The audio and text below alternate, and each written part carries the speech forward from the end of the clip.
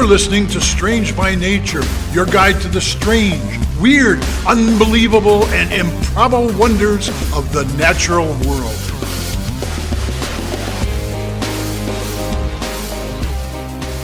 Hello, everyone, and thanks for being here today. I'm Kirk Mona, and joining me are Rachel Gimza and Victoria Thompson. We're all naturalists who together have scoured the world for weird and wonderful wonders, just to please your mammalian brain's desire for novelty. Isn't that nice? Let's do this. Well, hello, everybody. Welcome to the show. Good, as always, to be here with you, too. We're so happy to be here. Great to be here. Yay. Well, last week I did a bit of a callback with Color Blue to an episode from 2 weeks before that. And today I'm doing a callback to the episode from 2 weeks ago today. Oh, okay. That was the one where I talked about bats catching birds in midair. Oh, yes. Okay. Yes. That was... I think Kirk has seen what you are about to talk about. Remarkable recent research where scientists attached lightweight sensors to a certain species of bat, and they were able to show that they were chasing down and catching migrating birds in midair. Absolutely so this week insane behavior. I do have another bat-related topic. This time the tables have turned, and today we're going to be talking about other animals catching and eating bats. Ooh, yeah. That's fun. I do have another ripped from the headlines study with a surprising finding. I saw this. I'm so excited. But I am going to make you wait till the end of the episode. Oh, yeah. Okay. First, we're going to talk about bat predators in general. So, kind of what would be the most common bat predator that you would expect? Oh. They fly at night. Yeah. You would expect... Maybe an owl? An owl. Yeah. Yeah. That's what I would say. I was fully sitting here for what felt like 30 seconds. I know it wasn't, but I'm like, I know bats have predators, but what are they? Have I ever learned this? Wow. Yeah. I don't think we talk about it a whole lot. Just it's an understudied topic. Yeah. A lot of stuff that happens at night is kind of... White nose syndrome. Yeah. Yeah. Oh, too soon. Yeah, I know. Okay, so owls. Well, owls, yes. There are a variety of owls that take bats, including the great horned owl and the barred owl, which live around our area. Mm-hmm. There was a literature report of a pair of barred owls nesting in a city park in Valdosta, Georgia, that seemed to specialize in bats during the owl's nesting season. Okay. Based on analysis of the owl's pellets. Okay. It's kind of fascinating. I would love to, not that I want them to eat a bat, because I think bats are really pretty amazing, but also, I kind of want to see an owl pellet that ate a bat. I want to know what that looked like. Yeah. Probably pretty similar to a mouse. Yes, just with more long bones from the wings. I mean, yeah, I guess. If they bother to eat the wings, they might not. Right. Like Der Fledermaus. Mm. Okay. Owls are largely ambush predators rather than pursuit predators, Right. So a common strategy, they've been observed perching on or near bat roosts or artificial bat boxes and nabbing them as they emerge in the evening or as they return to the roost. Okay. Which, easy pickings, I guess. I mean, you know where they're coming from and where they're going to. Yeah. Yeah.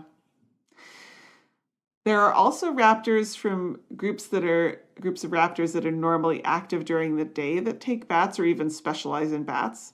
Oh. So I had never heard of these birds before, but there is a bat falcon from South America. What? Now, this name is a little misleading. They actually consume a wide variety of prey, largely birds, but average of about 14% bats, according to the literature that's out there. That's pretty good. Similar to those barred owls in Valdosta, Georgia, there do seem to be individual pairs of birds that specialize in bats. I mean, And the bat falcons will hunt at dusk and dawn, and often into the early parts of the night in order to pursue their prey. There is also the bat hawk, which has a wide distribution across the middle of Africa and into Southeast Asia. And this truly is a bat specialist. They are fast flyers and they hunt bats on the wing. Oh, wow. And then, get this, they swallow them whole. Oh. What? Sounds awfully scratchy. Wow. Just think about that for a moment. The bats are still alive, yes, if they swallow them whole? I mean, I think they probably break their necks. neck. Okay. Yeah. Well, that's nice. Also, they're swallowing. That's like, oh my god. That's like, I mean, like you've a seen snake just gulp. Yeah. I mean, when we have a red-tailed hawk we work with at work, and if you feed him mice, a lot of times if it's a smaller mouse, he'll just swallow that whole. Yeah. Sure, but the wings. Yep. I know. They fold up. And so if you get them to be folded up. Right. True. I don't know. I didn't dig into the papers that this figure was cited from, but apparently it takes an average of 6 seconds for the bat to reach the stomach of the bat hawk after capture. 6 seconds? Whoa. And They don't mess around. no, given this, it's not too surprising that this bird has the largest gape relative to its size of any raptor. Okay. That makes sense. Yeah. So that means it can open its mouth super wide. Wait. Is that for all birds or for No, raptors? for raptors. So its 'cause gape I'm like- is more similar to like a You're nighthawk thinking or like- a swift. Yeah, I was going to say there's some of the nightjars and stuff that have like crazy huge mouths. So You're completely forgetting about the pelican was right. Right, yeah. Right. No, just among raptors. But the hypothesis is okay. because they have a limited amount of time to capture their prey at dawn and dusk, when they gotta can be still quick. see, they have to get it done quickly, yes. Yep. So, and then there was also a review article that looked at overall predation of bats by day-active raptors, that is sort of not owl type of raptors, and concluded that pressure from raptors was actually likely one of the driving forces causing bats to evolve to be nocturnal. Oh, wow. Okay. Yeah. All right. That makes sense. Yeah. Domestic cats also catch bats. They Yeah. catch so many things. Often as they're emerging at night or potentially as they're roosting, especially if they're in attics or somewhere else in a house where the cat might be, you can imagine. There are other animals, mammals, that catch and eat bats too.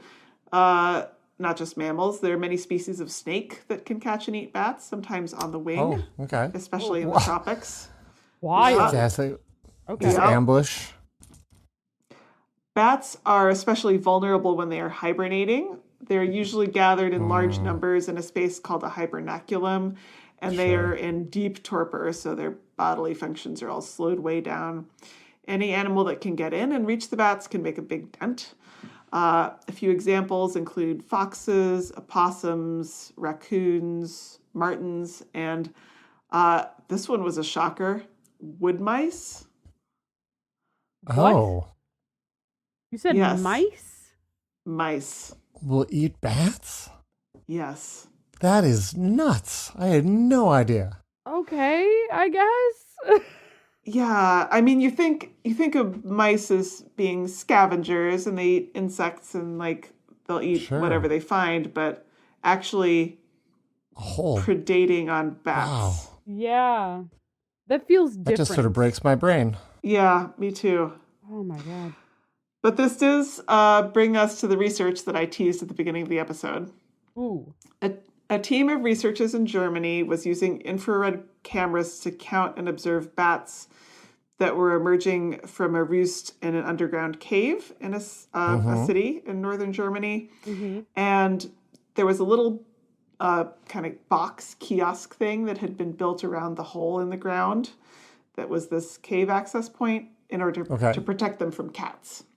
I got you. Okay.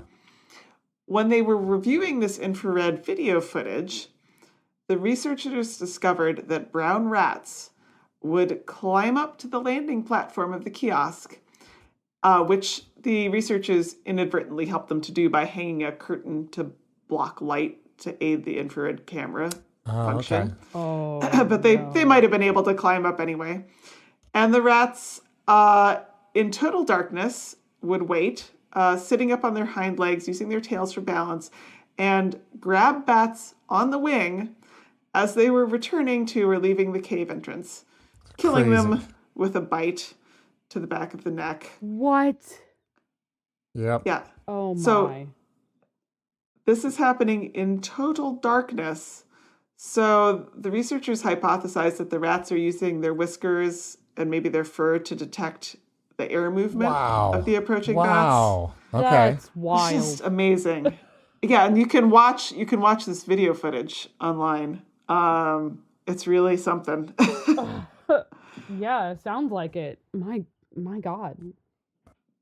That's wild. And as a parting factoid, in researching this episode, I also came across another paper with a surprising bat predator. Apparently, it's not uncommon for spiders to catch small bats in their webs and eat them. I don't like that at all. I don't think I like that either. And Nope. we talked about the bird-eating tarantula, but like, I still don't like the that. bat-eating tarantula. Yeah. Oh my Yeah. God. Huh. I don't love that, Victoria. Yeah. I had a long list of sources this week. I feel like if I read them all, it's going to be really boring. So I'm just going to highlight a couple of them. Wildlife Online UK had a helpful article. And the bat hawks was from an article in Biotropica from October 2011. And the article about the rats catching the bats was called Active Predation by Brown Rats, Rattus norvegicus, on Bats at Urban Mass Hibernacula in Northern Germany, Conservation and Health Implications, from November 2025 in Global Ecology and Conservation. Cool. Tragic, Yeah, but cool. We're going to take a break, and when we come back, it'll be Kirk. Thanks, Victoria. Yay.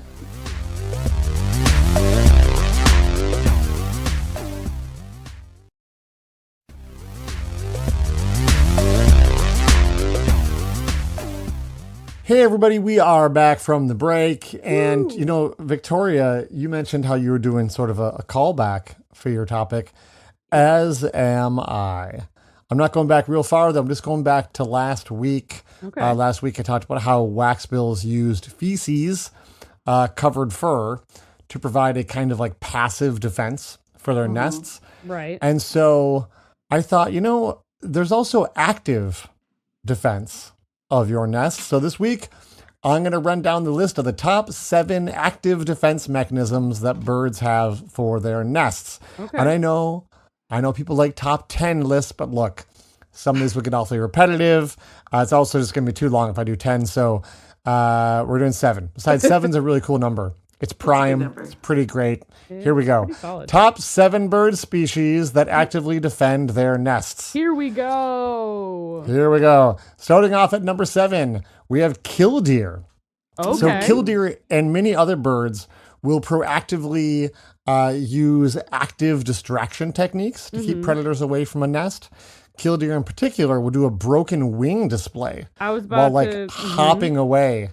Yeah, for hopping away from the nest to lure predators toward them. They're like, oh, hey, there's a big, huge free meal. Perfect. I think some plovers do it too.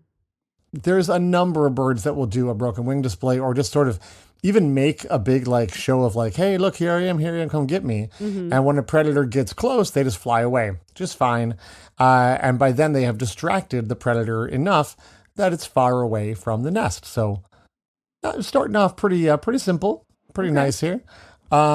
They get a little wilder as we go. Number 6, we have crows. Now, Oh, man. this one's a bit more active and involves more than just protecting nests, but crows, and I'm speaking primarily of American crows, which we have around where I live, but other crows do this as well. They will resort to being part of the mob. The Now, mob. mob has the same Latin root as the word mobile. Mobs are large crowds that can move. So crow and crowd, while extremely similar in spelling, unfortunately, I looked it up, they're not at all related. But the word crow does come from the Old English, and it's basically just an imitation of their call, which we weirdly now say is caw, but caw, crow, basically the same thing. Mm-hmm. So what crows will do is mob a predator by surrounding them. They tend to yell at and harass predators like owls. This, in fact, is one way you can find owls in the woods is listen for the crows. They will tell you quite loudly when an owl is nearby. Mm-hmm. And all that noise they're making is basically keeping the owls awake all day when they're just trying to sleep. And eventually the owls will often just move on rather than having to deal with all this harassment. So harassing crows, that's number 6. Moving on to number 5, we have red-winged blackbirds. The dive bombers of the sky. I have these had birds to assuage word, I assuage. think. Assuage. I've had to help people get calm after being attacked by a red-tailed blackbird, being like, why can't you do anything? And then like getting them like, hey, you're probably we're too close to the nest, there's nothing we can do. And just I ended up in a much longer conversation with this particular guest, but like the amount of people I've like, yep, we know, there's nothing we can do, so sorry. My God. It is a nature center. Yep. It is nature. Yep. You're on a hike, you're by the wetlands, you hear the birds. So sorry. And we're just going to completely ignore that you called it a red-tailed blackbird instead of a red-winged blackbird. But yes, we are. So sorry. Yes, a red-winged blackbird, not a red-tailed blackbird. Yeah, so they are. They're one of the most numerous bird species, if not the most numerous bird species in all of North America, and they're not the only species that do this. This behavior is also seen in various gulls, mockingbirds, magpies, and others.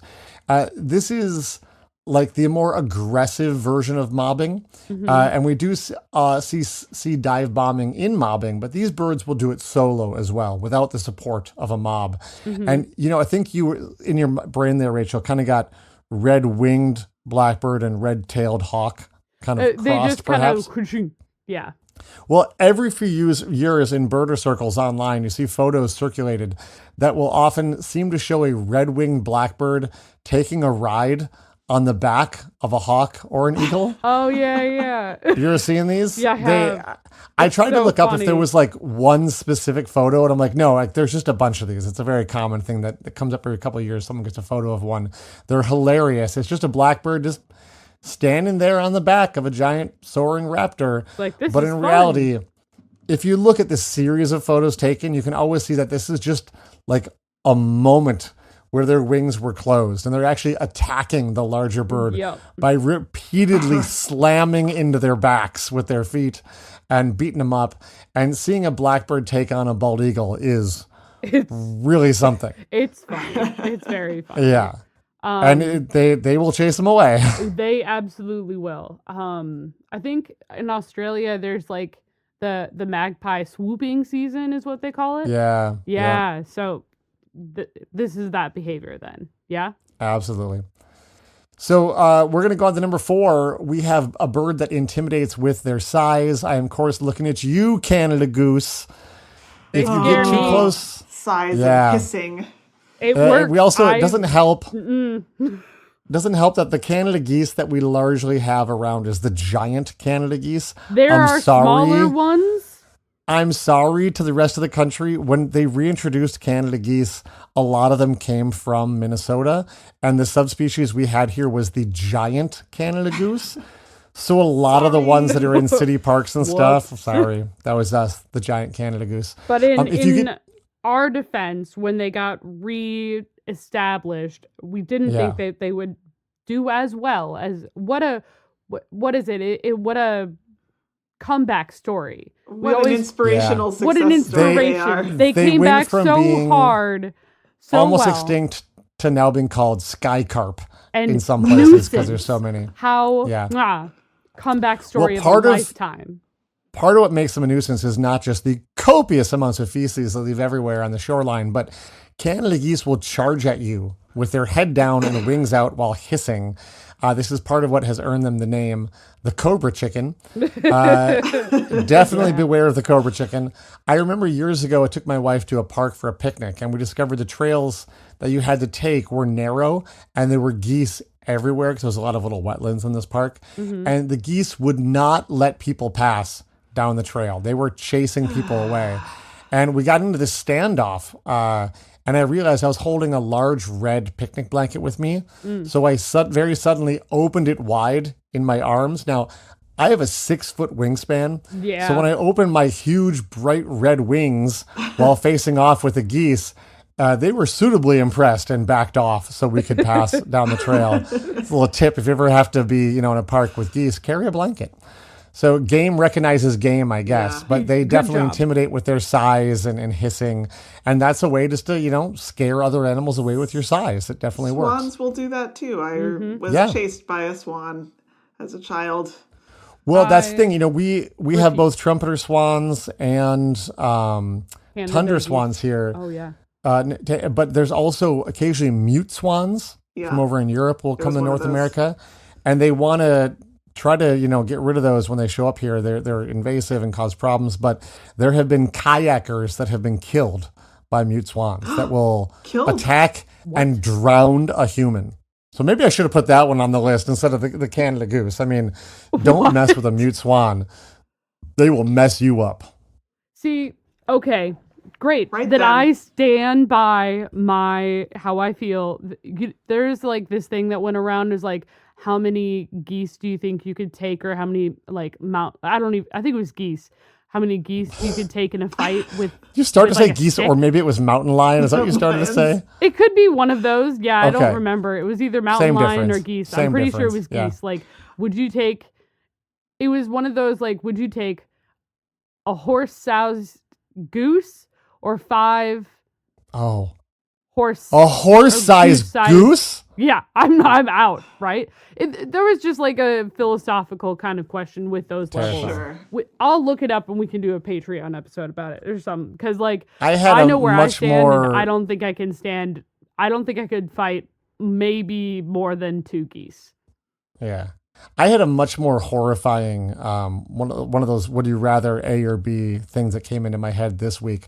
I'm going to share it for the patrons because it's far too awful for on the show. But our patrons, go check it out. Go to patreon.com/strange by nature, and our patrons can hear that. Actually, they'll get it in their podcast app. So, yep.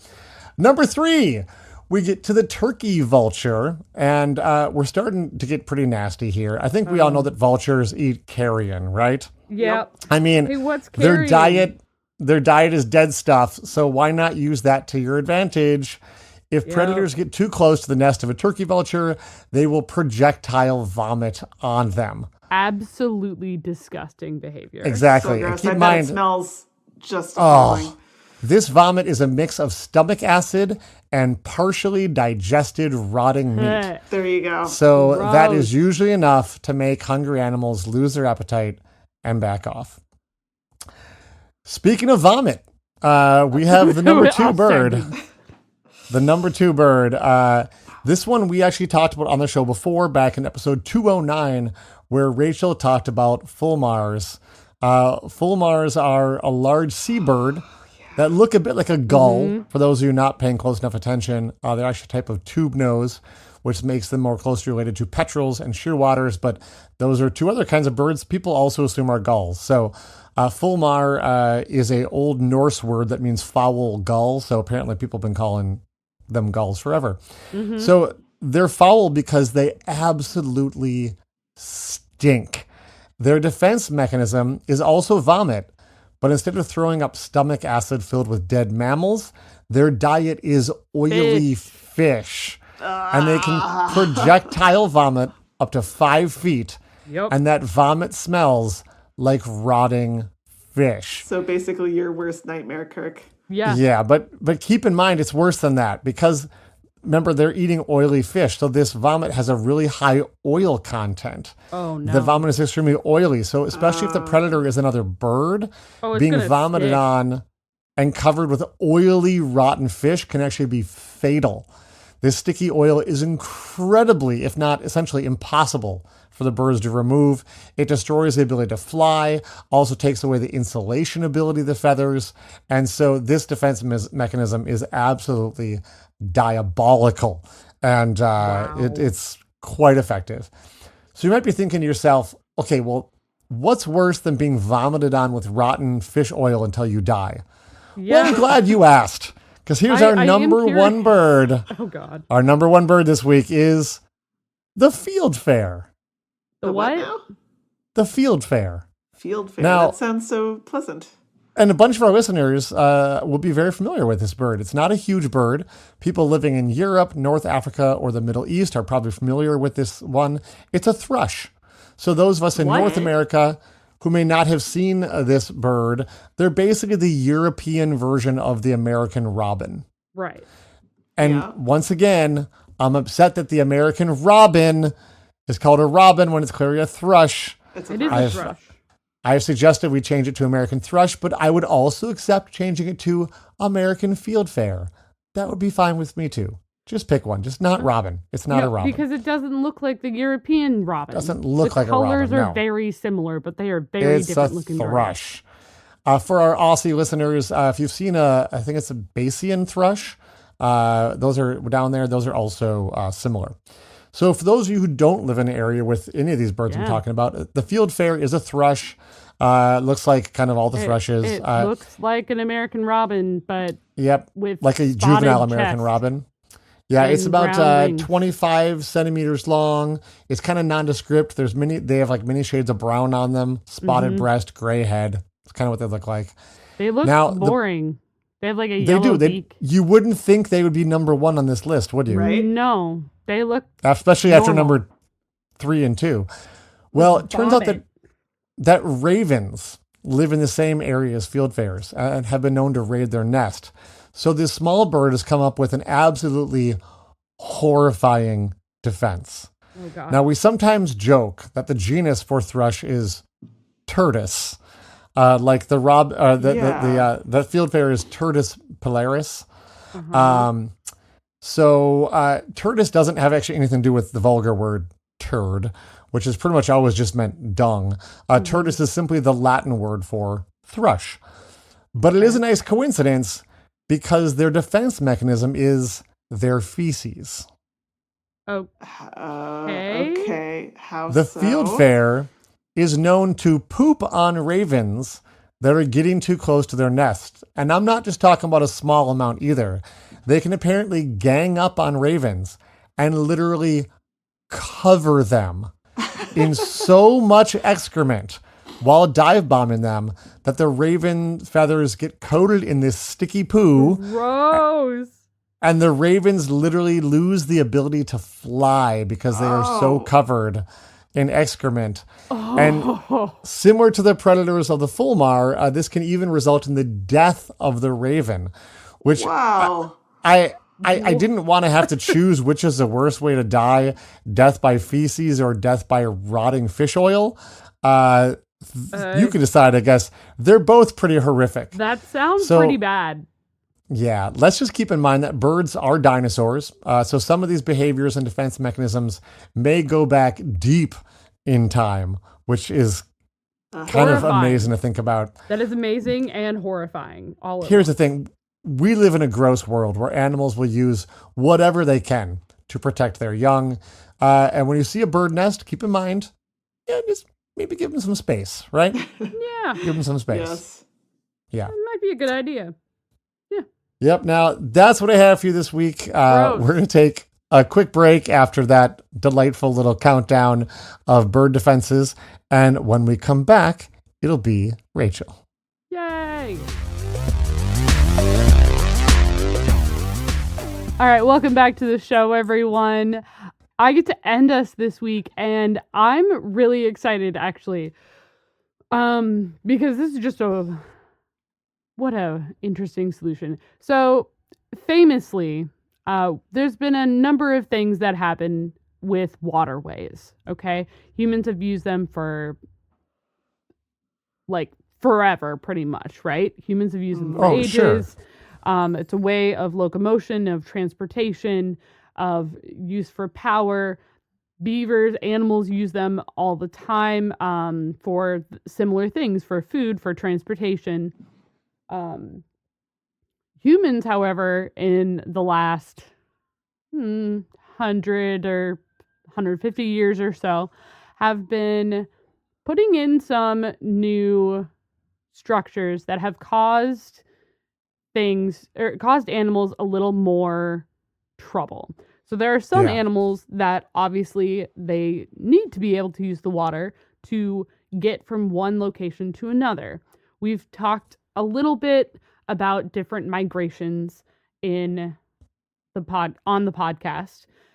I don't know how much, I can't remember how much we've talked about fish migration, but it's come up a little bit. It's come up here and there, but there's a couple really eels. Yeah. Famous migrations like the salmon migration, and that involves fish going back to their stream that they were born in to then spawn and restart the cycle. However, along a lot of those streams or major rivers to get from the ocean back to those birth streams, there's barriers there now. Like dams. There are dams and locks and human-made waterfalls in order to create power and as well as to help prevent flooding and other issues of that point. So humans care nowadays for that. So, and like we're seeing the detriments of not getting or not helping and creating detours for those fish to be able to go back into their spawning locations, right? Yes. Yeah. So what to do? What to do? Well, for some people, the obvious solution is to create something that is known as like a fishway, also known as a fish ladder. Yes. Yeah. And these are just artificial structures to really enable fish to be able to go around that water difference that happens around a lock and dam or any of those pieces. But my favorite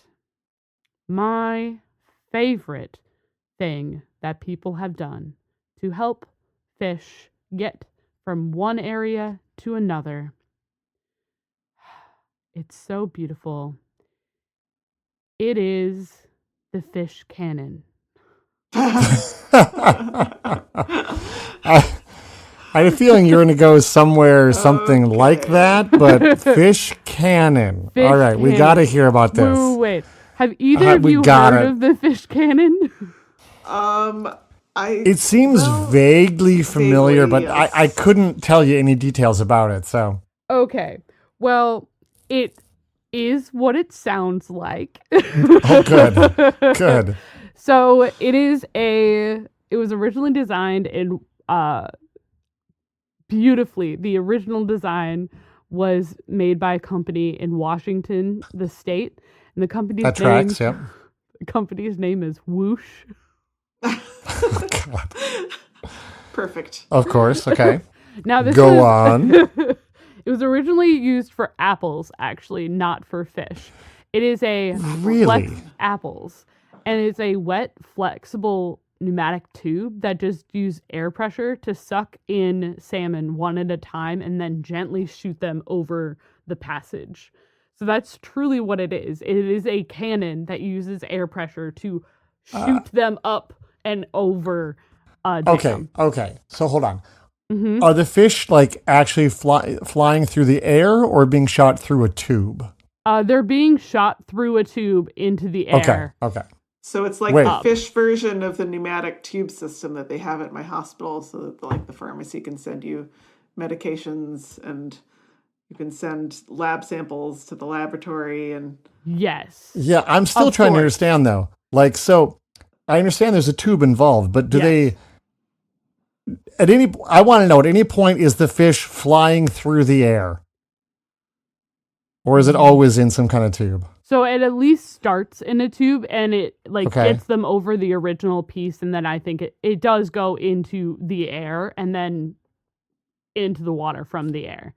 Okay, And, like, okay. This is not a slow They're not thing. shooting them over the top of the dam in the air, though. That's what I really want them to be doing, but no. I don't think so. I think for bigger dams and locks and things, they actually don't Yeah. use the fish cannon, which I think is You a don't say. travesty.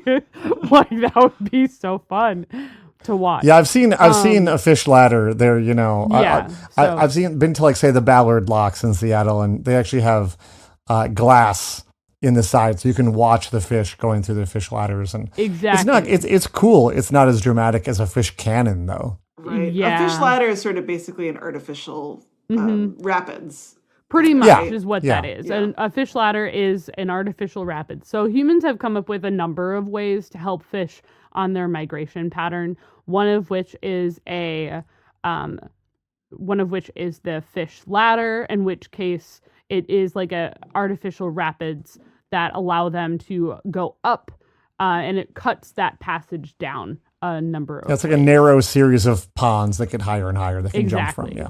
Just so that way they can get from a lower spot down to or up to the higher water Higher level. water. Yeah. Those are also like called pool and weirs. Yeah, makes A sense. similar level there. Another one is called a fish elevator or fish lift, which is what it sounds like as well. So it's it pretty much is sort of like an elevator.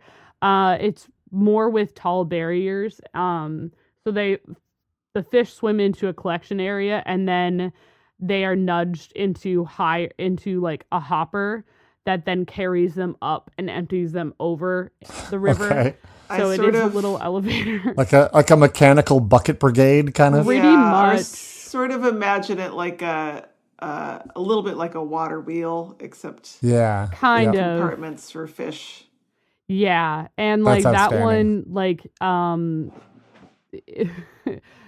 like on the Connecticut River, there are two fish elevators that lift up to 500 fish at a time, and Wow. and it actually That's carries bigger than I them was picturing. 52 feet. So it lifts them pretty high to get them Yeah. up over the Holyoke Dam. It's a 5-story building. Holyoke. Holyoke, yeah. So yeah, it's it's a great way to get fish from one spot to another. And the same thing happened, like there's also a rock ramp, so it's very similar, making small pools mimicking natural structures with rocks and ramps instead of like a ladder. This is more this is a little bit easier and better for like shorter barriers. Yeah, and then there's like the fish siphon and the fish cannon. So which is a wild thing. I just love the So- fish cannon. So How do they get them to go in, essentially? Because they're following their nose, right? But why Yes. would they go into this so cannon entryway, as it were? that's a great question. So part of the reason why they developed this in the first place is because creating those locks and dam systems and creating the ladders and elevators to help fish move from one side to another is actually pretty expensive. So it's like, okay, what can we do to help get them from one side that's a little more efficient and maybe like less expensive? So it's truly a device, and it just goes on one side of the dam. Sure. And the downside, yeah. Yes. So it goes on the downside and it uses suction. So it just sucks up the fish that are on that side. So they place the tube on that side, sucks up the fish, and the pressure is pretty amazing because they go through that tube at 22 miles an hour. And then they shoot it out from the other side of the tube, and apparently they've reached heights of up to 30 feet in the air. See, now that part doesn't seem great for the fish. Right? Maybe. Like, maybe could you not. put the end of the tube a little closer to the water? You would think so, but apparently. I can just picture like eagles flying by and grabbing, or osprey grabbing the fish out of midair as they shoot out. It does take them out of the water. Apparently, the fish don't seem very like worse for wear. Apparently, like when they were testing this out, that was a really big concern, is like making sure that it would be okay. But apparently, they're doing just fine. So it allows the fish seem to be, they enter back in the water and they're okay. The biggest thing that happens is like it allows them to go through the dam that can be 350 feet high. Like it allows them to be able to get through that much faster. So it truly is just a little vacuum where they're only in there for like seconds. I've known about the fish cannon for a while, and I've seen some videos, and it's the funniest thing I've seen in a long time. But it does help. There have been like successors since then that have done a little bit that are a little bit less traumatic than the original fish cannon, but that particular one, so the original fish cannon that I've been talking about, which is really fun, it is time consuming because like it is using suction, and if you want to make sure you're getting the fish that you want to get up on the other side, you do have to hand load the fish. Oh, okay. So that's was something I was not. Yes. I was missing that piece of the puzzle. They're they were loading them, and they were trying to figure out like how to get the fish to go in on their own, and that part was the struggle that has been happening. However, as of so the original fish cannon was in 2014. Was like the biggest thing that happened, and it looks wild, it's very silly and very funny. But yeah, I'm watching a video. I brought up a video to look at. Yeah, and just so people are, if they're worried about this fish flying through the air, all the videos I'm seeing where they come out at the end, they're like a foot above the water. Yeah, they might go like far, but they're not going. They're not launching them into the air. No. Yeah, as fun as that would be, that would be a lot more traumatic and not be detrimental to what they are trying to do, which is save the fish. Yes. So that was my question when it came to like, how would you get the fish to go in? Because they're following their nose, and if there's no like source of water coming out because everything's going into the cannon, the fish would have no reason to like go into it because they don't smell their spawning grounds. So like the hand loading makes sense, but man, that seems tedious. Right. Yeah. So what they've done instead, exactly. So what they've developed since then, and that's more recently in 2021, 2025, at the bottom end of the fish cannon of sorts, the successor to the fish cannon is there's a chute that actually has water flowing out, and that actually the fish are instinctively like trying to go upstream. So they are going to go towards the flowing water, and then they'll start to swim up the chute the same way that they would do if it was an upstream of a river. So it allows them to be able to go up into the chute itself, and then from that chute into a pneumatic tube system, which allows them to push them through the system faster and gets them through and up to the top of the dam. Gotcha.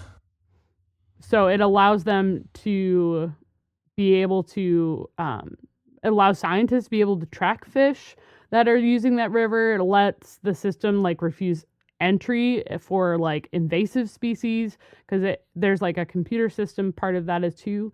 So they're mostly focused on like helping salmon migrate and other migratory fish. It is called the Fish Way. So it is a second. It's like the successor to the fish cannon. So Gotcha. They're not using the same thing. They're not using the salmon cannon anymore. But I had to talk a little bit about I had to talk about the salmon cannon. The fish cannon is just so funny. Yeah, you do. It's just, what else are you going to talk about, you know? So my sources this week were News Atlas had a great article by Ben Coxworth. Salmon cannon successor continues to give fish two brides over dams. NPR had a great article as well. Wikipedia had a great list of ways that we've been helping fish get across. And the Smithsonian Magazine also had a great article about the original fish cannon and Outstanding. the men who created it. Absolutely Coming to great. a water park near you soon. Could be a great time. Big liability. Maybe.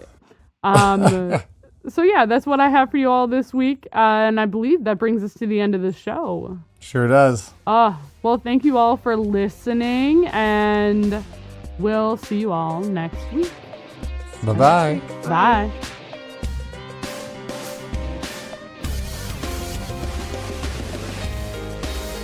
Thanks everyone for listening to today's show. Be sure to subscribe.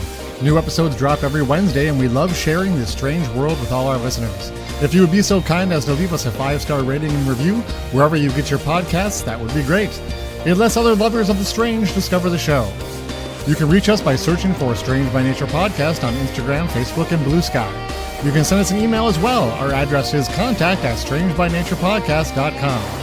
If you want more information about the show, you can check out our website, strangebynaturepodcast.com, and you can support the show and get ad-free episodes at patreon.com/strangebynature. Until next week, get outside, stay curious, and embrace the strange.